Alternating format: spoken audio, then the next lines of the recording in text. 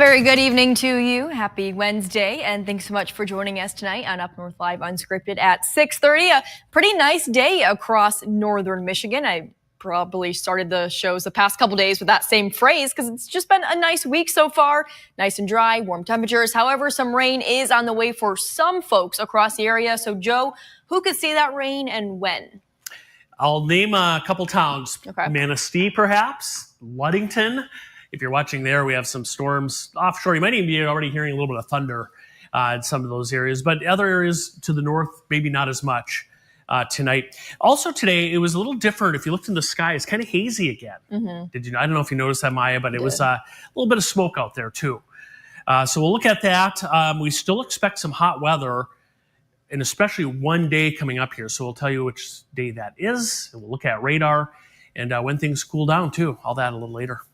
All right, thank you so much, Joe. Our top story tonight is about Twin Flames Universe. It's an organization you probably have read many headlines on, or maybe have seen our previous reporting on it, or the different documentaries. It's a mostly online organization with ties to Leelanau County, and it's being investigated by our state's Attorney General. Dana Nessel says that she believes the actions of the founders of the group are illegal. Our Allie Baxter has been following this story and has the very latest. My office, along with local law enforcement, the Michigan State Police, and the U.S. Department of Labor Office of Inspector General executed search warrants on 2 residences as part of our investigation into Twin Flames Universe. Twin Flames Universe, an online organization that found itself in the spotlight after being the subject of several documentaries, has caught the eye of the Michigan Attorney General's office. Tuesday, 2 northern Michigan houses were searched by state and federal investigators. Twin Flames founders Jeff and Shalia Devine's Leelanau County home was searched. The Grand Traverse Sheriff's Office confirmed a house on Cedar Run Road in Long Lake Township was also searched Tuesday morning. The Sheriff's Office says they are not involved in the investigation. They were asked by the AG's office to have a deputy sit outside the house in his patrol car. Twin Flames is a largely online organization with leaders based in Leelanau County, Michigan, that allegedly uses coercive control over its members, both in Michigan and across the United States. Attorney General Dana Nessel says her office isn't only looking at Twin Flames, but also any related organizations that Jeff, Shalia, and Christine and Jason Emmerich are involved in. According to state records, Jeff is listed as the agent for several for-profit organizations. He's also involved with one nonprofit known as the Church of Union.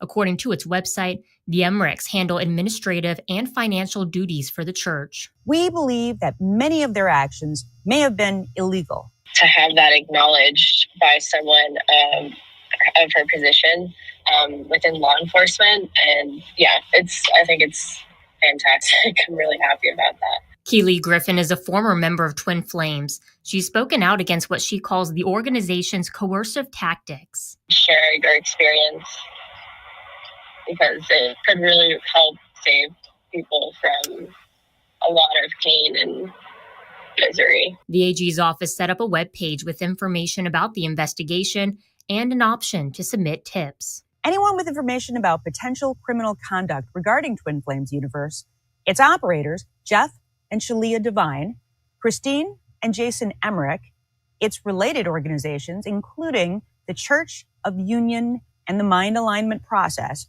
or their members, are encouraged to contact my office and may do so anonymously. Let's bring in our Allie Baxter, joining us live now from our content center. And Allie, as I mentioned, this is an organization that got a lot of attention because of a couple of documentaries a couple of years ago. I know you've done stories on it before since it is based here in Leelanau County. But for those who don't know, can you give a little background information, a little more detail about what exactly Twin Flames Universe is? Yeah, Maya. So Twin Flames Universe, it's this mostly online organization, although we know there is some activity that does happen in person here in northern Michigan, but it's mostly online. It's kind of a worldwide thing that different people across the country can chime in about. And kind of their thing that they put out there is that these people, Jeff and Shalia Devine, they can help you find your twin flame, which is the person that you are supposed to be with for the rest of your life. And so that's kind of at the root what it is. And there are different things as well where It's a lot of spirituality and different ascension coaching. So to get into the weeds on it, it's a lot of different things. But at its root, it is about finding your twin flame, your person that you're supposed to spend your entire life with. And we heard the Attorney General say that she believes that some of the different actions from Jeff and Shalia Devine are potentially illegal. Do we know exactly what criminal charges or actions they're being investigated for? We don't, and that is a big question that we do want to know. We know that a judge was able to find probable cause to execute these search warrants at these two homes. I was even able to talk to a former member of Twin Flames today, and I asked her that same question. Do we really know what charges or what potential criminal actions they're being investigated for? And our best guess is that it could be financial. But something that the former member was telling me today is they're pretty intrigued that the U.S. Department of Labor is involved as well. So there could be another element at play here that we just don't have all the details about yet.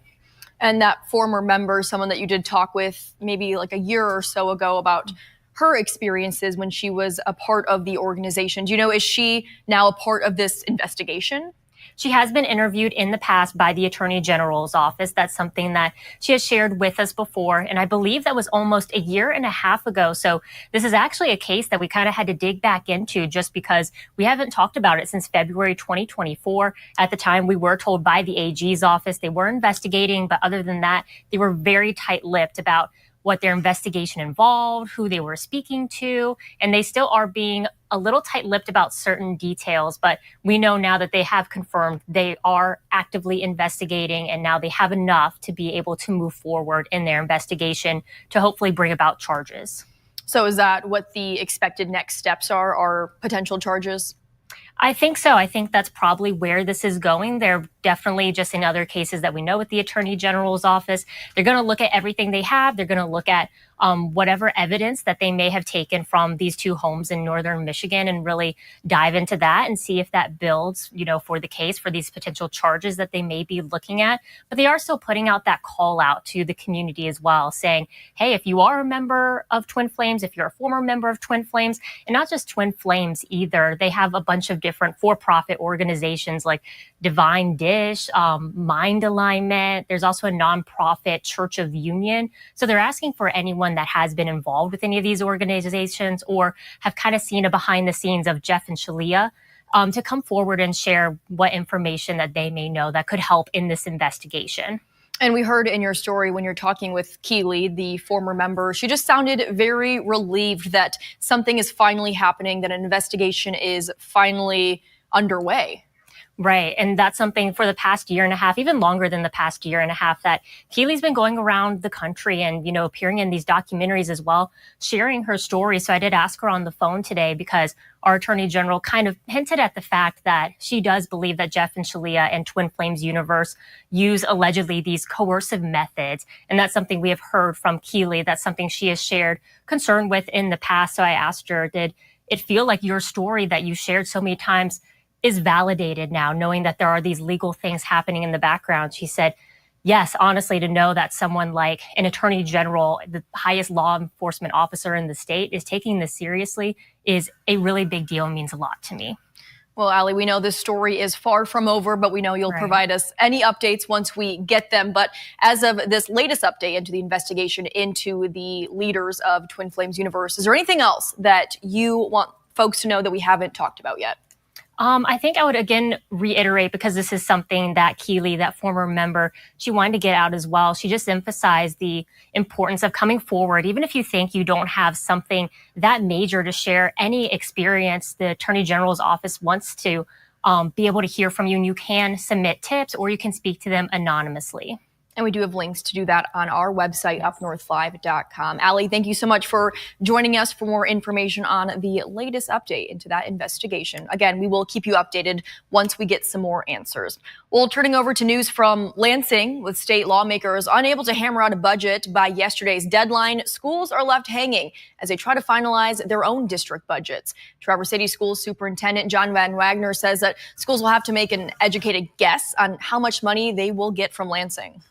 In the school district, we try to be very fiscally conservative and keep an eye on what we have in our savings account, which is called our fund equity.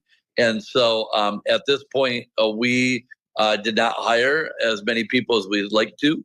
Knowing that the guest that we have is conservative and low, and that means less services for students. And with no timeline for when the budget will be completed, this leaves school administration asking questions such as, will they have enough money for universal free breakfast and lunch? Both the House and Senate are on break after today and won't return until July 15th.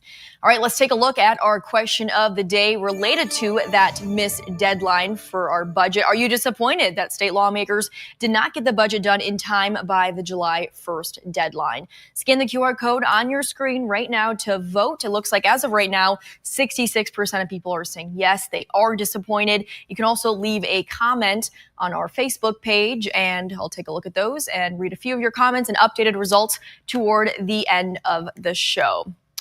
Well, pretty cool story to share with you. If you walk into any hospital, let's say Munson Healthcare in Traverse City, some of the workers probably have a decent amount in common. I mean, they all work at the same place. They might have similar hours, but at Munson's Medical Center in Traverse City, there are two workers who they walk the halls and they work in the nursing field, but they have something in common that truly sets them apart from every other employee. Here is Mark Gillette with that story. I can attest to every single nurse that works in that building behind you that they are here for the community.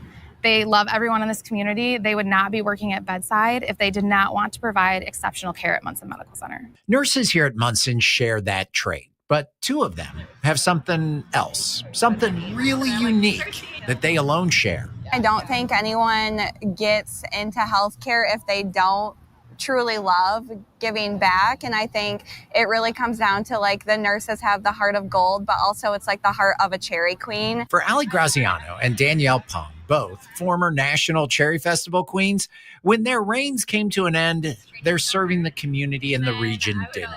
Both now employed in nursing at Munson. It's also about giving back, and when you come here and you put on the scrubs and you put on the stethoscope, you're also doing the same thing, and you're using that to give back to other people. And these two, although on different floors dealing with different patients, have a bond beyond healing. I definitely think it's unique, and we get that through the Cherry Festival week, or just even out in the community, you see kind of a former queen, the queen's sister, and you'll be at Meyer, and you'll just kind of be like, hey, how's it going? But it's a sisterhood. Because for a year, they wore that crown, but more importantly, represented and served an industry and a region on a national stage. It's a job that you hold for 365 days, and you're not just representing the festival, you're representing our hometown, the cherry capital of the world, and you're traveling around the United States to represent the thing we all know and love, the Michigan cherry. And in that year, experiences had, lessons learned, and skills honed. Advocacy. As the National Cherry Queen, you advocate for all of those things we spoke about. We spoke about the industry, the growers, researchers, etc. That's what you do on a day-to-day basis as a nurse, is you're an advocate for your patients and their family members. You're collaborating care on very complex patients. And just communication, being able to walk in and communicate with a wide variety of people, that entirely came from my year as the National Cherry Queen. Years ago, two young women shared a dream of someday winning a title and serving their community. Years later, sash and crown retired, they continue to do just that. To be able to provide the care to Northern Michigan that I would want my grandparents, parents, aunts, uncles to receive is a very special thing to be able to do in my daily life as a nurse. That was Mark Gillette reporting. Both Danielle and Ali say that they are so grateful for not only the experience they had as queen, but also how it helped shape them into the women they are today. The next National Cherry Festival queen will be announced at a ceremony on Friday night. Her first official act will be appearing in the parade on Saturday that we will be live streaming. We have more information on that over on our website, UpNorthLive.com. But let's take a quick break. We will check back in with our chief meteorologist, Joe Charlevoix. He mentioned a few of us could see a bit of showers tonight, but what's in store for us for our Thursday, and more look at the 4th of July and beyond next.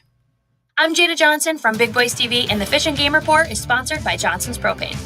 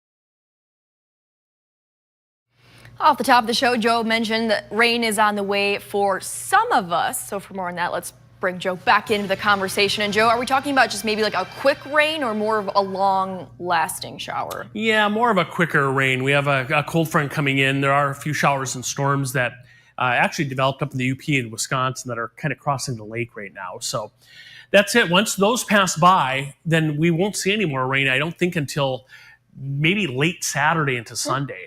Wow. So kind of a dry stretch, which is good, I guess, for the 4th of July coming up. That is Grand Traverse Bay. That was from Leelanau County earlier today, looking out over the west arm of Grand Traverse Bay. I believe you're looking at Power Island out there, if you're familiar with the Traverse City area. A few boats out on the water, hazy skies too, but a nice vantage point here. Early July, we take our drone up a lot. It's always nice in the summertime. And that was the view a little earlier today. It's hazy because we actually have a little wildfire smoke overhead. Once again, it's not really thick, but that is going to pass through tonight and tomorrow. So we'll start with that. This little band of smoke from fires up in Canada will kind of work through here tomorrow. So again, more of a whitish, hazy look to the sky as opposed to a bright blue. And then that should get pushed south and kind of out of the area by early on Friday. As far as the actual weather is concerned, we have a cold front. There it is, right across the UP, back into northern Minnesota. That front will drop into northern Michigan, and it has kicked off a few showers and thunderstorms this evening. We had a few south of Alpena way earlier along a lake breeze, and then Maya just mentioned that chance for a little rain in some spots, and this is where you can see that area of rain now. Just getting into Leelanau County, if you're around Traverse City, probably a little rain may hold together there, but especially there, Manistee and Ludington. Maybe you're already hearing a little thunder out over the lake currently with this area of thunderstorms. I'll zoom in a little closer. And this is over the past hour, this loop. And while that's not necessarily severe, probably some heavier downpours there.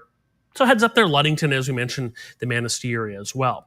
The risk for severe weather, it's not all that great. We're in a marginal risk for a stronger storm or two. The key thing, if we did get a stronger storm there, would be the potential for a few stronger wind gusts.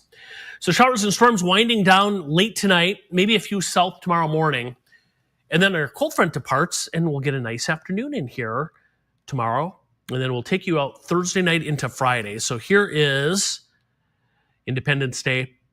Pretty quiet, maybe a stray, very rogue shower or thunderstorm, but much of the area dry for Friday, and then a hot one coming up on Saturday.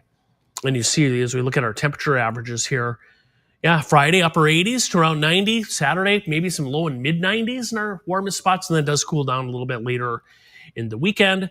And as far as rain is concerned, best chance of the next 7 days, Sunday, late Saturday night into Sunday. That's because we have a cold front coming in. So those 80s and 90s that we have in a few spots Saturday will be long gone by early next week. So a little rainy to end the weekend, Maya. So enjoy those hot temperatures if you like them while they last. And while they're here, especially Saturday. All right, Joe, thank you so much for that. Let's take another quick break, but a whole lot of Tigers action to unpack today. The team playing a doubleheader against the Nationals. Harris and Beebe will have much more on that coming up next.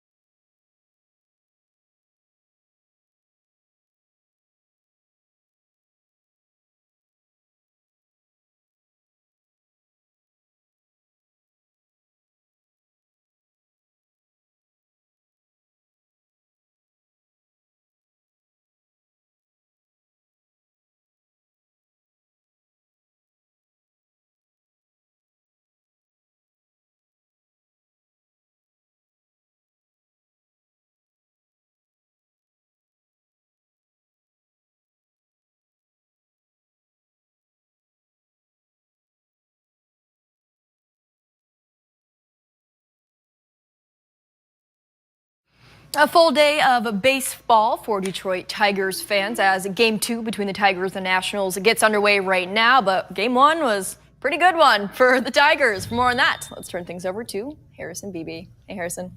Hey, Maya. Yeah, 11-2 the final in that first game, and I'm losing count of how many games the Tigers have scored double-digit runs this season. It's pretty close to 10, if it's not 10 already. I know I reported it a week or two ago, and the last time they reached that mark. Just sizzling offensive performance to start this 3-game series that was delayed a day after weather in the nation's capital pushed it to a doubleheader today. But 11-2, and Riley Green, 2 3-run homers in the first and fourth innings, and then Jake Rogers added a 3-run homer in the first inning as well. I believe we had the stat in the 6 o'clock news that it's the first time 2 guys have had 3-run homers in the same game, probably the same inning. I'm assuming that stat's related to since at least 1974. So you got to go back 50 years. When it's tough to do some damage twice in an inning when guys are on base that frequently. But apparently the Nationals pitching game was not up to snuff for the Tigers today. We'll see how Game 2 goes. I believe Jack Flaherty's getting the start in that one. He's had kind of an up and down year, so hopefully we get an up performance from him, and the Tigers can take a quick 2 games in this series before the finale tomorrow night.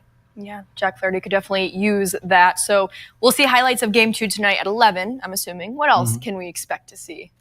Well, we got comments from both the new Red Wings additions. We've got John Gibson, the new goalie that the Red Wings traded for this past weekend, and James Van Riemsdyk from the Columbus Blue Jackets. They just signed him as a free agent. He's a 16-year veteran in the league. We'll hear from both of those Red Wings tonight during sports at 11. And a pretty cool story, Western Michigan, Maya, we mentioned it in the 6 o'clock broadcast. They have their own Frosted Flakes box now. I know Wheaties is all the rage to get if you win a championship, but the Western Michigan hockey team that won a national championship, they're on a Frosted Flakes box. So that's so cool. That's kind of cool, yeah, to say that your national championship led to you getting on a cereal. And they're right down the street from Cereal City, Battle Creek, too. Right. So. That's perfect. I got to try it.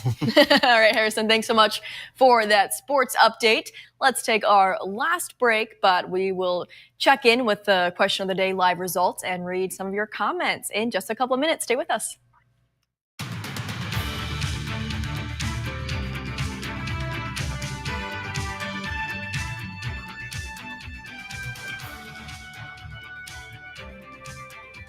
Salon services are furnished by Epiphany Advanced Academy in East Acme.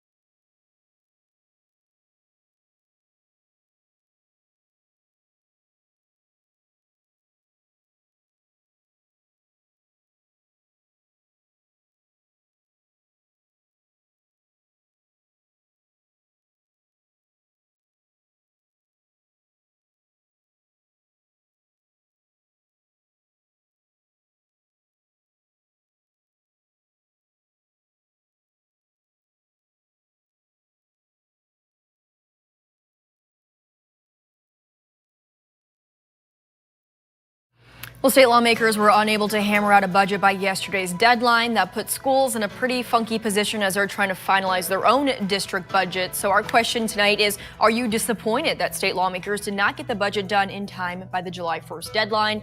You can see the results on your screen right now. 66% yes, 34% no. Over on Facebook, John says, I would expect nothing less from the politicians. You can join the conversation over on Facebook. We are all out of time here on Unscripted. Thanks so much for joining us. We hope you'll join us again tonight on Up North Live News at 11.